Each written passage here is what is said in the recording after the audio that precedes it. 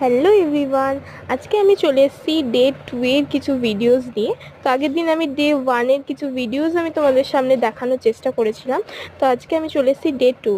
তো ডে 2তে আমার দুই ভাই, আমি এবং ফ্যামিলির সাথে আমরা গেছিলাম সাইট সিন কিছু টেম্পল দেখার জন্য। তো আমরা ফার্স্টেই গেছিলাম কোণারক টেম্পল, যেটা বহু বছরের পুরনো একটা টেম্পল, সেটা সবাই জানো।